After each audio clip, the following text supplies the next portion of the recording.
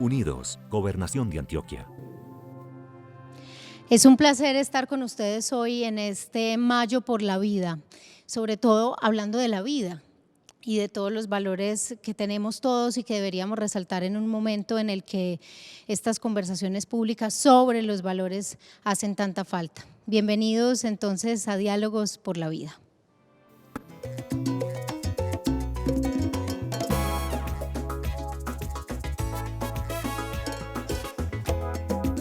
Diálogos por la Vida. Y hay una palabra muy poderosa que es persistencia. Yo diría, al menos desde mi punto de vista personal, que la persistencia llega después de una reflexión con uno mismo, en la que uno reconoce en sí mismo valor, fuerza, tranquilidad, calma y escucha. Y por eso hoy estamos con personas que reconocemos por su persistencia desde diferentes facetas. Estamos con Carmenza Morales. Carmenza es triatlonista, campeona panamericana además, y si hay una mezcla de persistencia y disciplina, creo que la representa una deportista. Bienvenida, Carmenza.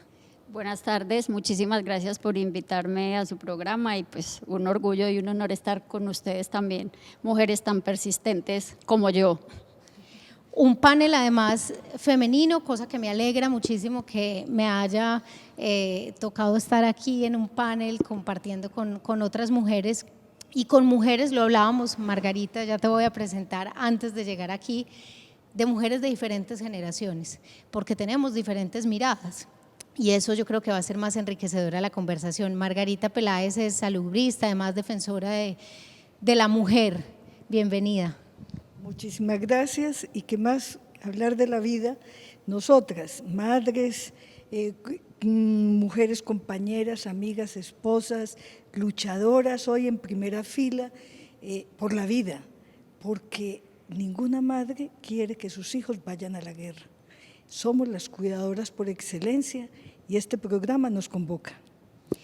Y hay algo que nos hace sentir o llevar las emociones, digamos, a un punto en el que nos permita reforzar un poco los ojos interiores nuestros y reconocer qué sienten los otros, y eso es el arte. Y por eso también estamos con María del Rosario Escobar, directora del Museo de Antioquia, pero además guardiana de no solamente de una colección, ni de una historia, sino de la memoria que significa todo lo que tenemos aquí en este museo que queremos tanto. Mil gracias, Amalia, un saludo especial a ustedes, también a los que nos ven desde sus casas.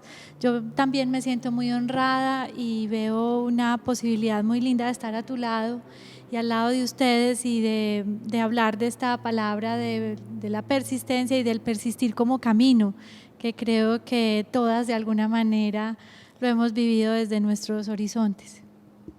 Bueno, quisiera comenzar preguntándoles por la persistencia, pero partiendo también de esa mirada que mencionaba ahorita, de cómo ustedes abrieron caminos para llegar a esa persistencia, pero también para que otras generaciones, digamos, recibiéramos de alguna manera ciertas luchas. Margarita, en tu caso, es una puerta que se abrió, una primera mujer decana, por ejemplo. Yo no creo que haya sido tan sencillo. Bueno, no sé, por la historia, por la vida, por la casualidad, me ha correspondido ser pionera en muchos momentos de mi vida, no solamente como decana, sino siendo la primera secretaria de las mujeres del departamento de Antioquia, que fue la primera en el país. También fundadora del Centro Interdisciplinario de Estudios en Género en la Universidad de Antioquia, y en muchas actividades me ha correspondido abrir camino, pero ese camino no es por la historia, es porque cada generación le corresponde dar una puntada y avanzar. Sin las mujeres sufragistas, sin las mujeres feministas, sin las mujeres que han luchado en el campo de la historia, de la ciencia, de la literatura y que siempre han sido, digamos, ocultas, nunca han sido reconocidas. La autoría, ser autoras, implica empoderamiento, implica que vamos adelante para mostrar no solamente el modelo masculino, sino que las mujeres, las nuevas generaciones tengan modelos femeninos que las posicionen y las inviten a ocupar el puesto en la sociedad que nos merecemos, la lucha por la igualdad. Yo creo que lo que dices es muy valioso porque otras generaciones, yo también ya tengo una cantidad de generaciones por debajo que están llegando a cargos relevantes o a tomar decisiones importantes. Hace falta referentes, tú hablas de referentes y hoy yo creo que todos coincidimos en que necesitamos liderazgos que conversen o al menos que inviten a conversar. Yo quisiera pasar de eso que mencionas, de ser referente y de empezar a abrir ese camino a un mundo en el deporte que al menos en Colombia, porque en otros países, pues tú me contabas ahora también que llegabas a campeonatos o llegabas a competencias donde tenían una cantidad de equipos y tú estabas sola y además todo era diseñado para los hombres. ¿Cómo abre uno un camino en el deporte llegando a un espacio?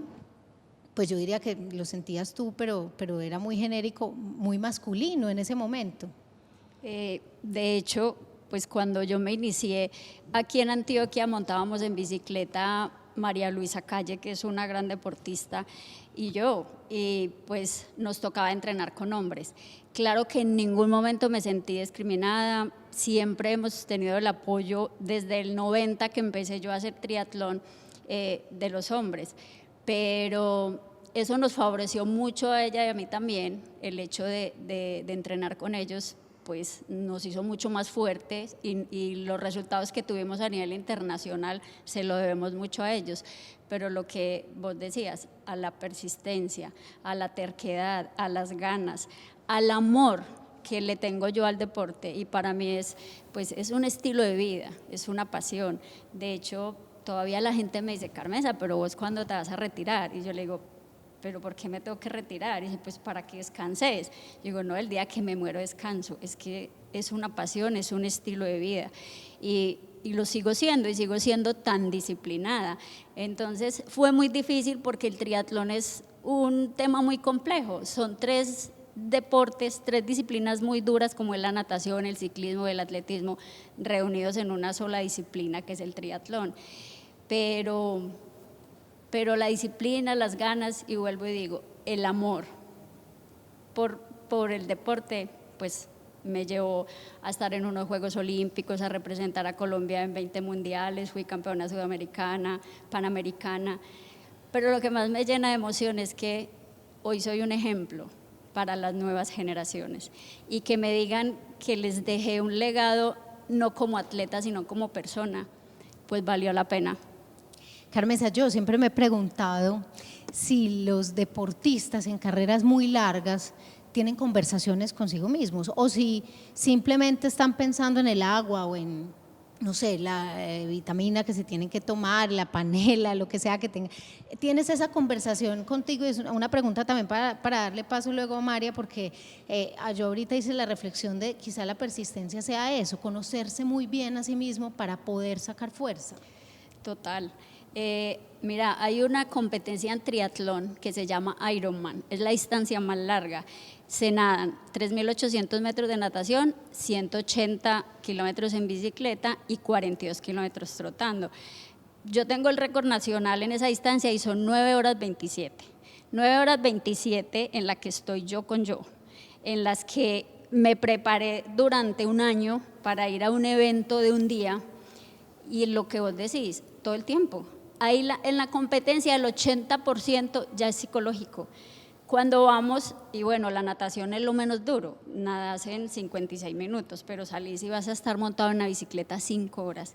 Pensás 1000 cosas, en qué me voy a retirar, qué necesidad tengo yo de estar aquí sufriendo, y comiendo lo que estoy comiendo, lo que ya todos saben, sin necesidad, porque siempre me sentí súper orgullosa y verán en todos los videos, las revistas, entrar con la bandera y siempre la marqué arriba y decía Colombia, para que nunca dijeran si era Ecuador o Venezuela, sino Colombia, porque me siento muy orgullosa de ser colombiana. Y lo piensa uno 1000 veces y uno dice, ¿yo qué hago? Pues realmente, ¿por qué estoy aquí? Pues a mí llegó momentos en que dije, me voy a bajar de esta bicicleta y me voy a montar a una ambulancia de esas y me voy a ir. Pero yo decía, no, pues es que esto lo decidí yo fui la que quise estar aquí, a mí nadie me mandó aquí, fue mi elección, es mi tiempo, mi plata, mis ganas y mi familia que ha estado detrás de mí toda la vida apoyándome. Aprende uno a conocerse mucho. Tiene uno conversaciones con uno mismo, pero también respuestas de uno mismo. Y a veces de un yo que se contradice. Por eso voy y doy este paso a María, porque yo creo que si algo tiene la cultura es persistencia y sobre todo una invitación a una conversación con otros, a que otros la sientan como uno la siente, a que otros actores decidan no solo invertir dinero, sino voluntad en cuidar el arte, en cuidar la cultura.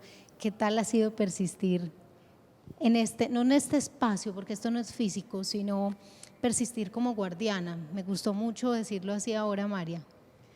Bueno, para mí ha sido, si lo hablamos desde lo más íntimo y personal, creo que ha sido un proceso larguísimo, que apenas voy por la mitad del camino, y es el de asumir una voz propia. Yo siempre he tenido deseos muy profundos alrededor de la escritura, del decir, y le coqueteo bastante, es un coqueteo muy intenso, y tal vez ahora es cuando podría decir que me siento más valiente para asumirlo, pero en general es que cuando uno está yo no sé si uno acepta esto como un destino o este destino lo llama a uno, no sé, yo no vería otra forma de vivir. Y me pasa también todos los días por la mañana a la hora de acostarme, es como wow, o sea, qué día el que voy a vivir o qué día el que acabo de vivir. Qué montón de situaciones tan difíciles tenía planteado un día y se dio otro, y en la noche el encuentro con uno mismo es intenso, y sobre todo por la mañana a la hora de lavar los platos, en el desayuno, más ahora cuando estamos en este asunto entre lo laboral y lo personal, que se funde tan íntimamente para todos con esta pandemia. No hay más que persistir, el sol es ya el primer maestro de persistencia, la luna también, los ciclos naturales se dan una y otra vez, se viven en nosotras como mujeres intensamente, nosotras vivimos el ritmo natural de los días, y esa voz interior que te dice que hay que seguir. Me encanta esta conversación porque además María tiene un poder especial con la palabra y una forma de decir las cosas que emociona mucho. Vamos a un corte, pero ya regresamos a este diálogo por la vida hoy, hablando de resistencia, de persistencia.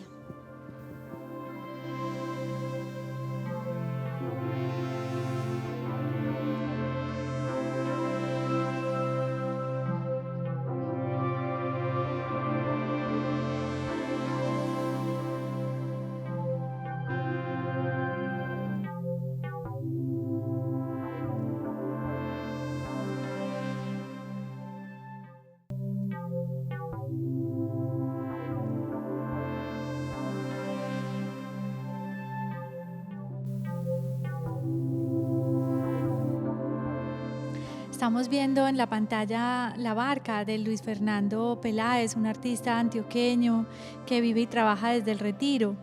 En muchas obras de la colección, inclusive el arte en su totalidad habla de la persistencia, no hay una obra que se haya hecho en un segundo. Todos los artistas han tenido que persistir bastante para trabajar, pero esta barca que nos remite al río, al tiempo, a la vida, también a las comunidades indígenas, a las comunidades del Atrato, del Chocó, a los pescadores. nos habla pues como de ese valor de salir todos los días a pescar la vida. Y bueno, pues aquí detrás nuestro acabamos de ver el mural de la República de Pedronel Gómez. El arte reconforta y yo creo que el arte también es un medio para uno a veces encontrar fuerza, encontrar esa persistencia. Yo quería preguntarte, Margarita, ¿qué momento de tu vida no hubieras podido superar sin persistencia? ¿O en qué momento te dices a ti misma, aquí me reconozco resistiendo, siendo fuerte, es un momento difícil, pero estoy aquí? No hay uno solo. He tenido varios momentos difíciles en mi vida. Uno de ellos fue en 1987, Universidad de Antioquia, cuando vimos la muerte de todos mis amigos cercanos, Héctor Abad Gómez, Leonardo Betancourt, Luis Fernando Vélez, muchos amenazados, Carlos Gaviria, una generación difícil de volver a encontrar, una generación de oro.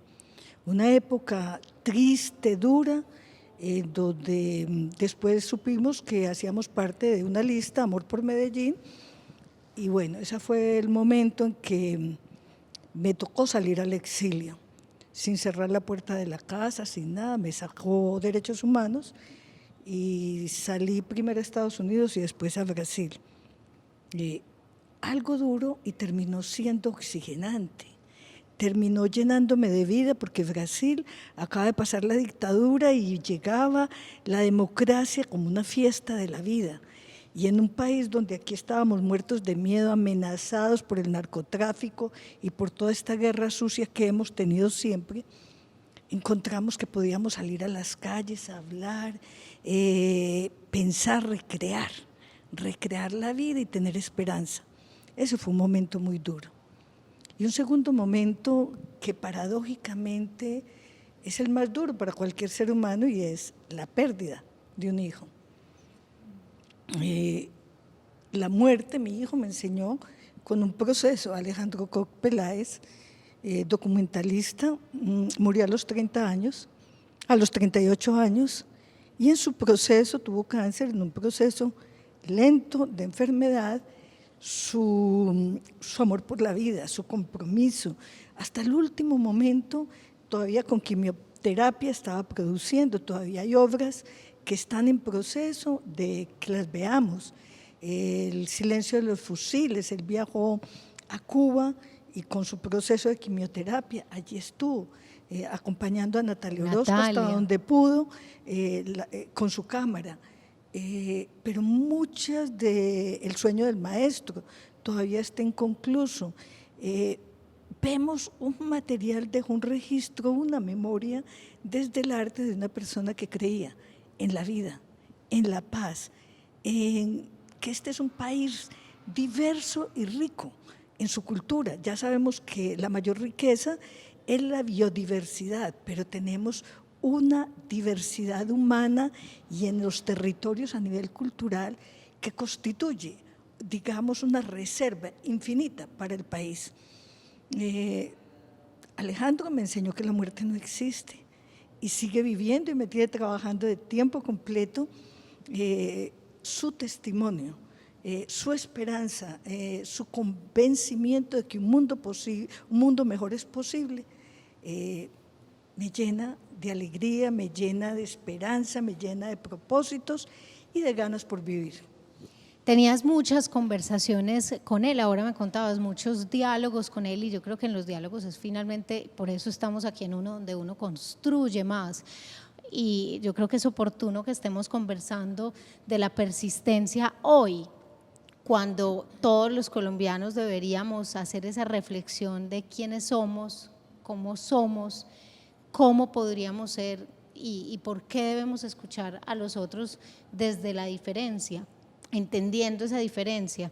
Esa persistencia yo creo que se debe mucho, Margarita, también como al diálogo, como a la posibilidad de hacer memoria, porque finalmente creo que uno hace memoria o construye memoria si conversa, si no termina siendo un recuerdo solamente. Y además que somos simplemente, digamos, una gota de agua en el océano, pero hacemos parte de ese océano.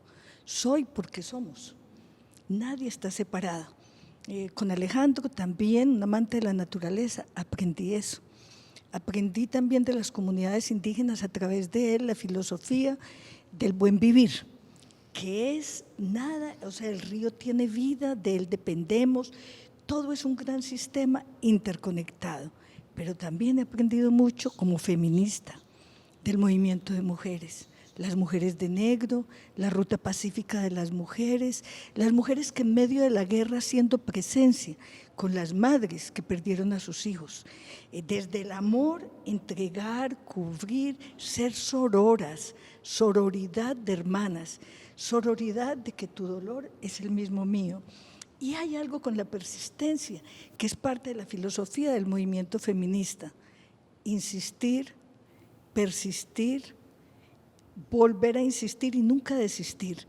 Es eso lo que nos ha permitido que seamos un movimiento histórico, un movimiento cultural, un movimiento pacifista y un movimiento que está en estrecha conexión con la vida. Somos cuidadoras de la vida.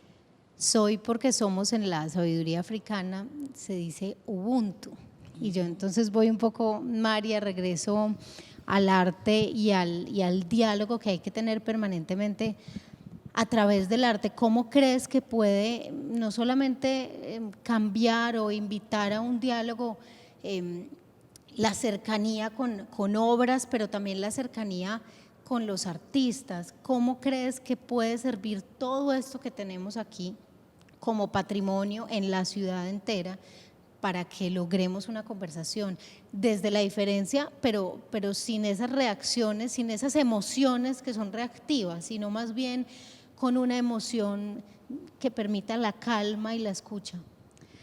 Los museos son cápsulas del tiempo privilegiadas, porque en un museo está toda la diversidad del tiempo, el espacio, el género, las mentalidades, las miradas.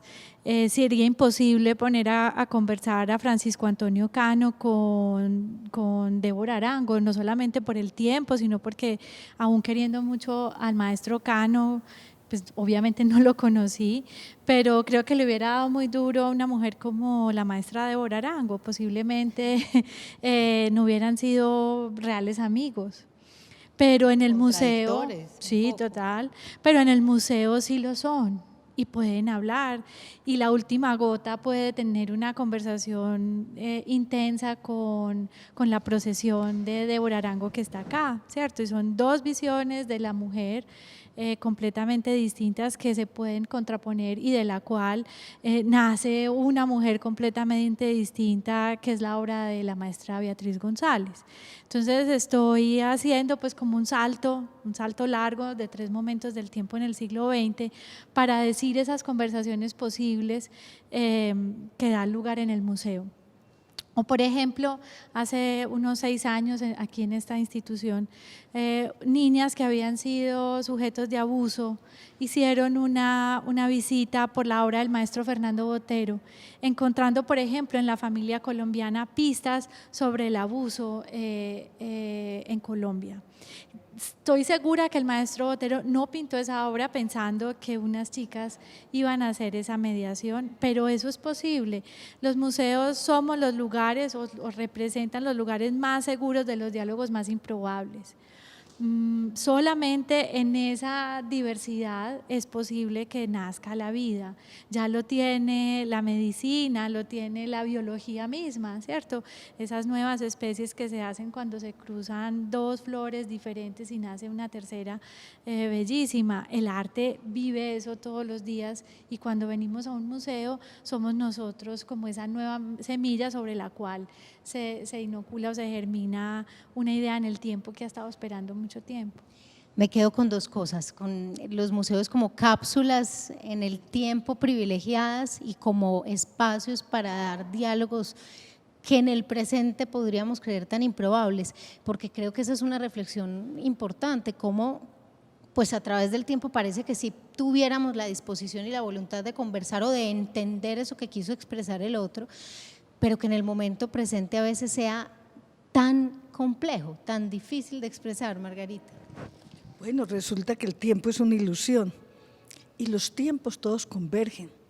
Hoy estamos viendo, por ejemplo, el país en un gran remesón de problemas que no han sido tratados a tiempo a través de lo más humano, que es la conversación. Los consensos. Se sienta uno realmente, la democracia es el trabajar con el disenso, pero cuando llegamos a pensar que todo lo diferente es un peligro, que el diferente hay que opacarlo, hay que matarlo, no estamos en capacidad de negociar, una sociedad que se cierra. Y hemos vivido más de 60 años, sino toda una historia donde el diferente se constituye en peligro, en otro. El arte, la memoria, es la que permite articular la trascendencia, lo que nos reúne, la juntanza que hacen las tribus, los pueblos ancestrales, donde se reúnen y ven que aquello que está causando problema no es del individuo que está con el síntoma, sino que es un problema colectivo que lo produjo, la familia, el entorno, esta misma organización social, es la reunión, es la juntanza para buscar soluciones comunes. Creo que eso es lo que le falta al país, le falta entendernos con la diferencia.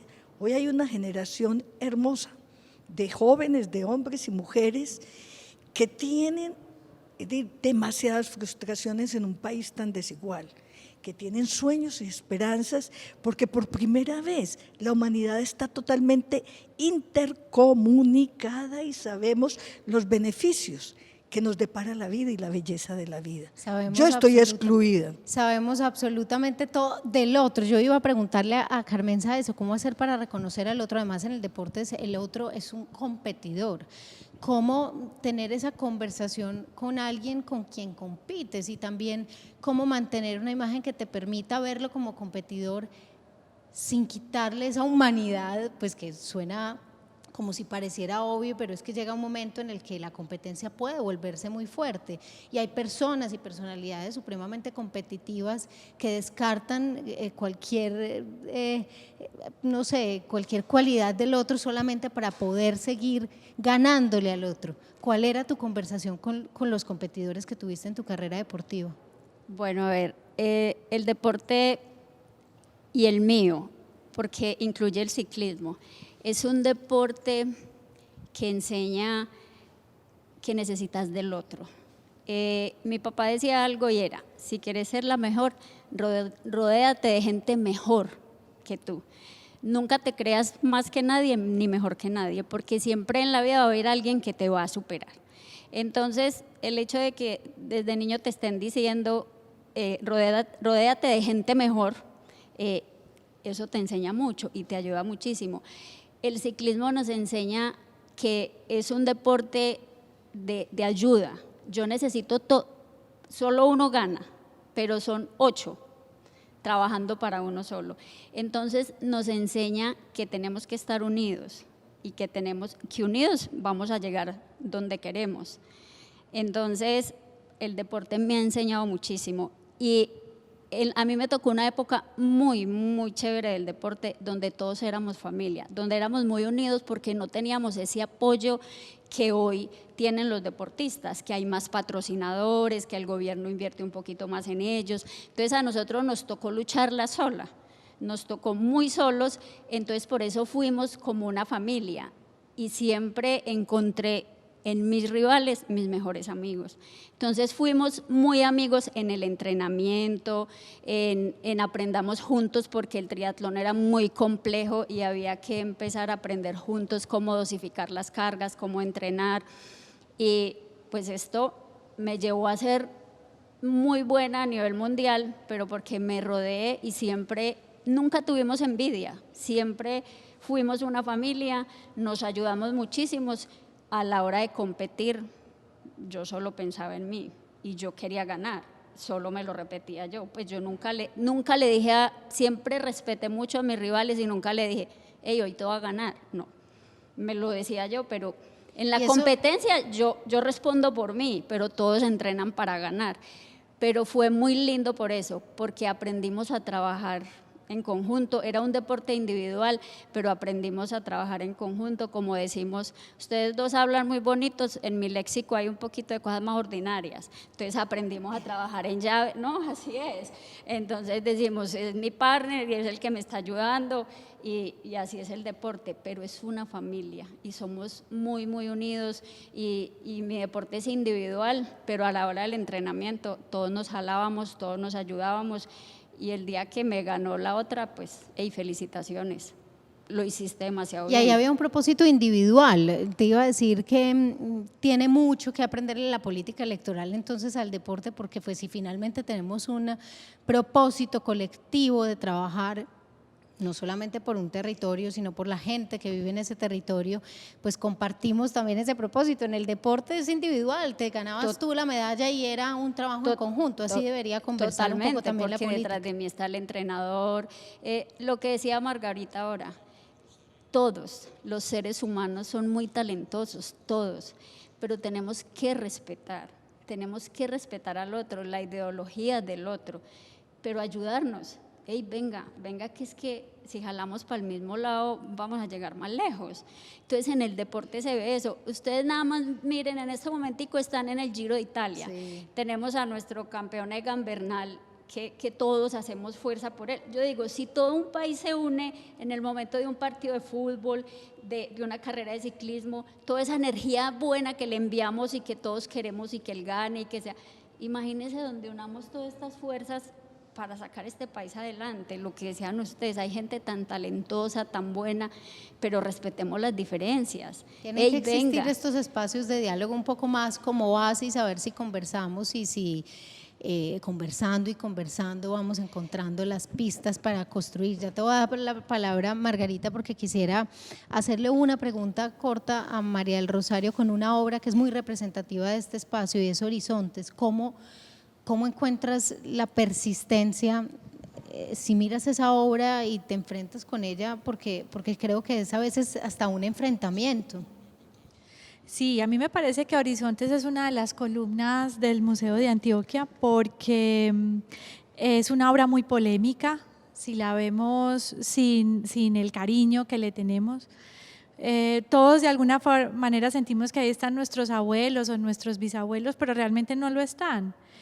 Muy pocas familias podrían decir que provienen de dos padres, un padre y una madre blancos, y que además fueron un bebé rubio más blanco aún que sus padres, y que ese fue además un relato feliz. Obviamente el maestro Francisco Antonio Cano estaba ilustrando un mito, estaba ilustrando una narrativa de Antioquia que era la narrativa de progreso, de salir adelante, y en eso nos conectamos todos. Pero también 100 años después, eso es una obra de 1914, 100 años después podríamos ver qué ha pasado con el hacha, qué ha pasado con esa condición racial que ahí se expresa, qué ha pasado con la familia, qué ha pasado con los que no están, por ejemplo la burra o los animales que se insinúan con el atado que está detrás de la familia. Esas cosas que no aparecen en Horizontes también pueden ser los asuntos que tenemos justamente que dialogar y que ya luego los artistas han venido generando esos contrahorizontes. Carlos Uribe, por ejemplo, le pinta una avioneta que está posiblemente fumigando con glifosato. Jorge Alonso Zapata dibuja a esa misma familia, pero en el centro de Medellín de hoy. Es una familia que ya no señala nada, o sea, no tiene todo ese espacio, sino que está puesta en la calle, sentada en las aceras, y el fin del cuadro pasa aquí por donde está el hombre, o sea, ya no hay nada que señalar. Y también la cultura popular lo ha hecho, siempre que hay una crisis ambiental aparece la familia de Horizontes con máscara de gas, etcétera, etcétera, solamente por mencionar unos pocos, porque eso está en muchas cadenas de WhatsApp. Entonces, a mí me fascina la persistencia de Horizontes, tanto para vincularnos amorosamente con este relato antioqueño, como para también abrir una conversación sobre esa forma de Antioquia que nos talla y nos duele tanto. Además que la interpretación invita a esa conversación que nos hace también enfrentarnos con diferentes ideas. Margarita, ibas a decir algo ahora que estábamos… Más interesante lo que nos convocas, el arte como memoria, la memoria histórica que en lo simbólico constituye una narrativa que hace parte de nuestra identidad cultural y que también nos permite revisar, remirarnos individual y colectivamente como pueblo. Tú hablabas, el hacha que mis mayores me dejaron por herencia y que ha servido para que hoy entendamos que esa forma del paisa de limpiar terreno y tumbar selvas y seguir, si vemos por ejemplo lo que pasa en Urabá, lo que pasa en el Chocó y en muchos sitios, es la devastación, la deforestación de una manera perversa que de alguna manera se la debemos a ese empuje paisa. Valores o contravalores que nos preguntamos en la medida en que tenemos más elementos para entender. Los museos nos invitan a través de las imágenes o también la música, todas las artes, que hubiera sido de Picasso, pues, o de la obra de Picasso, el Guernica. Nos muestra qué fue lo que pasó y llamó al mundo. Eso nunca lo va a olvidar el mundo, es un presente. Pasó en el futuro, pero es un llamado a la paz, es de los horrores de la guerra. Entonces, no es unos cuadros o un museo que simplemente refleja el pasado, sino está mirando la historia, hay que recuperarla, hay que tener memoria. No podemos dejar, somos nuestros linajes y esos linajes hay que depurarlos, hay que romperlos y construir. Estamos en un cambio de época, en un cambio de paradigma y hay que mirar con nuevos ojos. Y volviendo a la política, no pienso que los políticos hagan política, sino politiquería. Si hubiera realmente en el arte de la política, que es un arte, estaría la gente más proba, más sabia, más inteligente y más reflexiva. Ahora no tenemos partidos políticos con diferencias filosóficas y discusiones sobre el modelo de país que tenemos. No, es la rapiña frente al Estado, al presupuesto que permite la corrupción. No es el gobierno de los más aptos. Si viéramos los más aptos, digamos, es de principiantes. En la política es una aspiración. Ser servidor público ha sido el orgullo más grande que yo he tenido. Yo he tenido 3 orgullos en mi vida, que es el horizonte de la persistencia. Me enorgullezco de ser mujer, ser madre, ser maestra y servidora pública. Ya hablaremos de eso, de ser servidor público, sobre todo porque la persistencia, y hablas también de la política, yo creo que el diálogo que estamos teniendo acá, pero los diálogos que constantemente queremos tener, ese que estamos buscando insistentemente en Colombia, pues no deben darse una sola vez, tienen que ser diálogos que resistan, que se sostengan, porque tejen algo.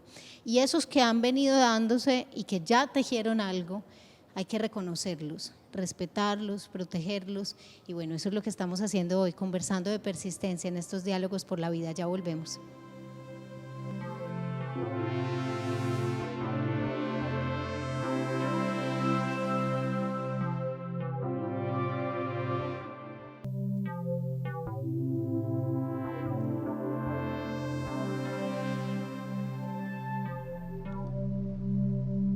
Yo, que soy un hombre frágil, de niño tuve años buenos.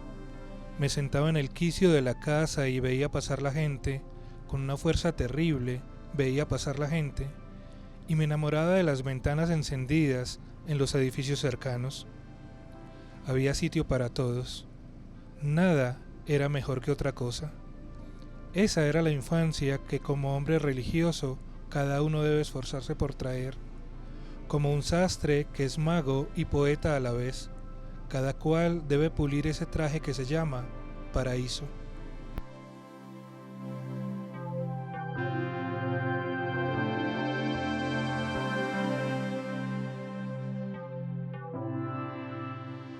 Estábamos escuchando un poema de Víctor Gaviria y Margarita, Carmenza, María del Rosario, ahorita cerramos hablando de ese orgullo de roles en los que sentimos que persistimos y mencionabas ser funcionaria pública. Yo, por el contrario, descubrí siendo funcionaria pública, uno, que no soy para ser funcionaria pública, no porque no quiera servir, sino porque siento que puedo servir más estando en otro lugar distinto, pero también sobrevivir a esa mirada pública en la que se reconoce el miedo, la inexperiencia, también a veces te detiene y te hace preguntar, ¿será que esta es una causa perdida? Yo quisiera partir de ahí para preguntarles si existen las causas perdidas y además en el escenario en el que estamos se siente un poco de frustración, un poco de desesperanza y uno frente a esa emoción siempre está queriendo como poder controvertirla con otra, poder enfrentar la otra emoción un poco más alentadora o que alivie. Empiezo contigo, María. Yo creo que sí existen las causas perdidas, pero son una dicha de vivirlas. Francis Alice tiene una obra muy bonita que se llama Cuando hacer algo a veces no conduce a nada, y se trata de un hombre que arrastra un cubo enorme de hielo por todo el centro de Ciudad de México hasta que el cubo de hielo termina siendo pues una bolita chiquitica que un niño patea. Pero la belleza de la causa perdida, en este caso arrastrar un cubo de hielo por una calle sin aparentemente ningún motivo, hace que cuando uno vea esa obra que dura varios minutos, uno sienta que algo se eleva en uno porque logras conectarte en algo que uno no logra determinar, que a veces no todo, no siempre se gana, pero en el hecho de hacerlo ganas un montón. En este mundo hoy donde nos han puesto como en esa disyuntiva entre ganar y perder, hay una tercera vía que puede ser aprender. Entonces, claro, o reconocer ese, pues entre comillas también, como ese fracaso, como, claro, como recibirlo también y decir, incluso públicamente, hombre, sí, no, aprendí, exactamente. Entonces yo sí creo en las causas perdidas. Además, ahora tú lo decías, el tiempo no existe. ¿Qué es el tiempo? ¿Hacia dónde vamos? No lo sabemos. Ulises se perdió, pero gracias a esa pérdida se hace esta obra tan maravillosa. Francis Alice arrastra este cubo, nosotras estamos acá. ¿Hacia dónde vamos? Tal vez hacia la causa perdida de cada una de nosotras, pero eso no importa porque estamos viviendo y el proceso es lo que más nos gusta. Yo creo que ahí, Carmenza, tienes mucho por compartirnos, porque debe haber carreras que uno sabe que no va a ganar, pero que uno sigue compitiendo y lo sigue haciendo con energía y con ganas, pues no es que uno pare y camine en medio de la maratón, uno sigue trotando, me imagino yo. Claro, es lo que tú decías, valió la pena, pues valió la pena este esfuerzo que hice, valió la pena, a ver, yo tengo una experiencia que fue la Olimpiada. Yo estuve en los Juegos Olímpicos. El simple hecho de llegar a una Olimpiada es muy difícil y para nosotros, para nuestros países, pues, donde no hay mucho apoyo, porque para estudiar a unos Juegos Olímpicos tiene que estar corriendo las series mundiales, entonces tiene que estar viajando por el mundo entero y eso necesita uno mucho dinero. Entonces, para mí clasificarme a los Juegos Olímpicos fue un logro grandísimo y personalmente fue una cosa maravillosa. Pero cuando yo estaba en los Juegos Olímpicos, cuando yo llegué a la Olimpiada y yo veía todas las delegaciones, muchos me preguntaban y me decían, ¿y tu país qué te dio por estar en los Juegos Olímpicos? Bueno, no viene al caso, no voy a hablar ni de los dirigentes, bueno, ya vivimos y eso fue lo que nos tocó y eso es lo que yo tenía y me tocaba trabajar con eso. Pero cuando estaba en la Olimpiada, yo entrenaba más o menos 8 horas diarias. A las 4 de la mañana estaba metida en la piscina olímpica, a las 6:15 de la mañana llegaba a mi casa y ya había nadado 4.500 metros, a las 8:30 de la mañana salía a entrenar 2 o 3 horas de ciclismo, un pequeño descanso al mediodía y en la tarde estaba entrenando atletismo. Y eso fue así diario, durante un año. Llegué a los Juegos Olímpicos con mi máximo nivel, llegué a la Olimpiada y éramos 52 mujeres, pues de 1.000 que tratamos de clasificar. Cuando yo estaba dentro de la competencia, yo quedé en el puesto 37. Cuando yo crucé la meta, yo decía, ¿valió la pena tanto sufrimiento? Pues porque estás acostumbrado a ganar. Y un puesto 37, pues en ese momento para mí, pues era unos olímpicos, y como dicen muchos, el simple hecho de cruzar la meta, pues ya es una ganancia. Pero cuando te vuelves tan exigente contigo mismo, no lo era. En ese momento yo decía, claro. Inclusive dije cosas que pues suenan terribles, pero yo decía, pucha, nací en el país que no era para esto. Tuve que haber nacido en un país donde me apoyaran, donde para ganarte una medalla olímpica en Estados Unidos, pues en ti invierten miles de dólares en una preparación. Pues, un poco esas causas perdidas son causas ganadas, pero en la intimidad, porque no, pero porque entonces es a algo eso propio. voy, pues pero después yo despertaba y yo decía, pues no, esto es muy enriquecedor. Pues me puedo dar el lujo yo soy de un municipio, yo nací en Jardín, Antioquia, hace ya bastantico tiempo, y ahora vivo en otro municipio muy lindo que se llama El Retiro. Viví en Medellín casi toda mi vida, pero yo decía, no valió la pena. Pues valió la pena. Y hay una historia, me encanta leer, y la prensa es de las cosas que yo leo.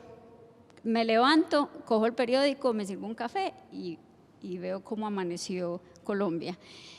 Y empecé a leer, y pues obviamente la página de los deportes es de las que más me interesa. Y empecé a leer y estaban entrevistando a 3 niños de Jardín, Antioquia, de una escuela de deportes, y todos decían, bueno, ¿qué quieres ser cuando estés más grande? Todos tenían 16, 17 años, entonces uno dijo, yo quiero ser como Lucho Herrera, que me extrañó porque era muy joven el niño, y Lucho Herrera fue hace mucho tiempo.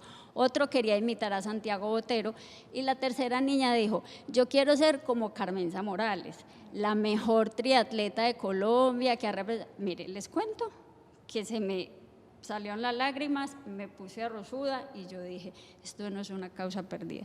Si para una sola persona serví de ejemplo, esto es ganancia. Y estuve en unos Juegos Olímpicos donde sufrí mucho, pero donde aprendí mucho, donde conocí demasiado, y en este momento yo soy entrenadora, y todo lo que aprendí en esos 24 años que hice el deporte a nivel élite, pues ahora lo estoy compartiendo. Pero lo que tú dices, son causas perdidas. Él arrastró el hielo, pero de pronto el que lo chutó fue feliz.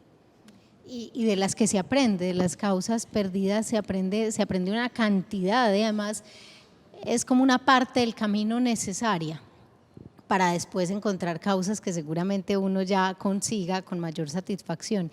Yo creo, Margarita, que tuviste muchas, pero voy a llegar a ese momento que mencionaste ahora tan difícil, en el que tuviste que irte de aquí, y con tantos amigos, viendo además gente con la que trabajabas, con la que creías que podías alcanzar algo.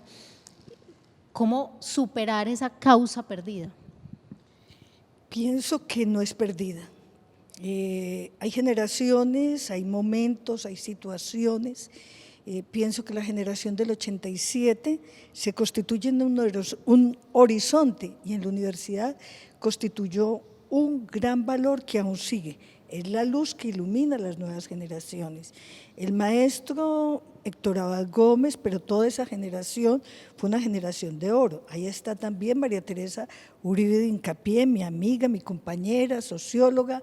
Si hablo de Saúl Franco, que está hoy en la JEP, de los sobrevivientes, persisten, insisten y van a seguir sosteniendo la luz hasta el final.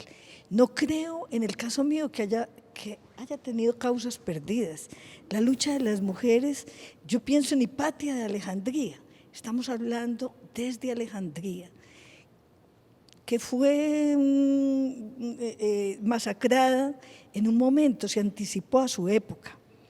¿Qué decir de Nicolás Tesla, que soñaba con la energía libre, que llevara calidad de vida a todos los seres humanos? Apenas hoy estamos pensando en eso porque, digamos, el ánimo desmedido por la ganancia, el ánimo desmedido por hacer las guerras y dominar, ha impedido que esta gran riqueza que significa la naturaleza biológica de nuestra madre tierra, de Gaia, que nos nutre, la gran riqueza que tenemos como seres humanos, somos uno, por eso existimos y estamos conectados, realmente va a llegar.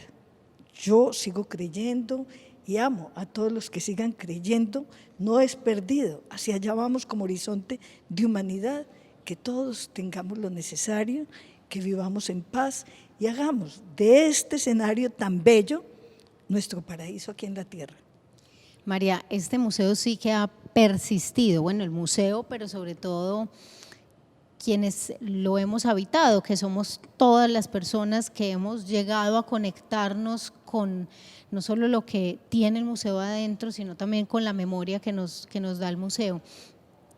Cómo seguir persistiendo, pero sobre todo cómo enviar ese mensaje tan importante para el futuro y para seguir tejiendo eso en estos 140 años tan importante, sobre todo como de valor, cómo persistir pero seguir transmitiendo ese valor, cómo generar esas conversaciones que sigan tejiendo. Es que el museo cada vez es más valioso porque suma tiempo. Hay una canción que dice que sumar tiempo no es sumar amor, es del rock en español, pero en el caso del arte sumar tiempo sí suma amor y es fundamental, como yo lo veo, entregarle este museo a la siguiente generación.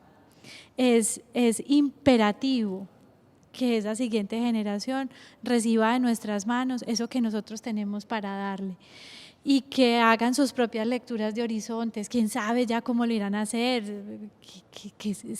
¿Desde dónde? Sí, y que lean lo que nosotros tratamos de hacer, lo que no hicimos, lo que hicimos en demasía, y con ello construyan una nueva sociedad o continúen por lo menos en la conversación.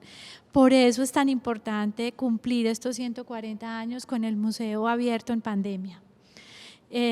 No solamente en pandemia, sino en paro nacional, con todo lo que está sucediendo, porque el museo va a contener ese tiempo, lo va a proyectar y a los que vengan, si vendrá otra próxima pandemia, dirán, bueno, allá hubo una gente que hizo esto y nosotros entonces lo haremos de esta otra manera, pero lo haremos. La Biblioteca Pública Piloto tiene hoy un programa muy bonito que se llama Puente entre Tiempos, y el puente entre tiempos es también lo que la conversación yo creo que más nos da, una posibilidad de reconocer el valor en el pasado, pero de reconocer también una responsabilidad de mantenerlo en el presente. Qué placer haber conversado con ustedes, un lujo de invitadas y un lujo de conversación para persistir. Gracias. Muchísimas gracias por esta invitación. Muchísimas gracias. No, muchas gracias a ustedes. Estos son diálogos por la vida, muy, muy necesarios hoy para todos los colombianos.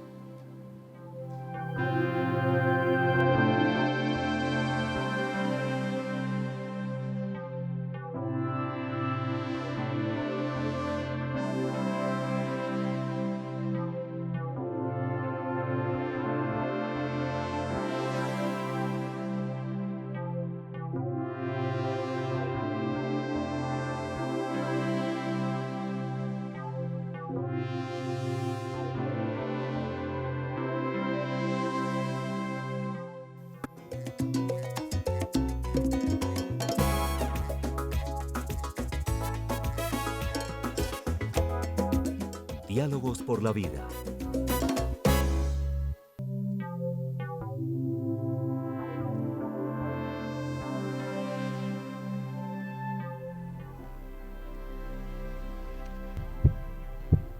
Unidos, Gobernación de Antioquia.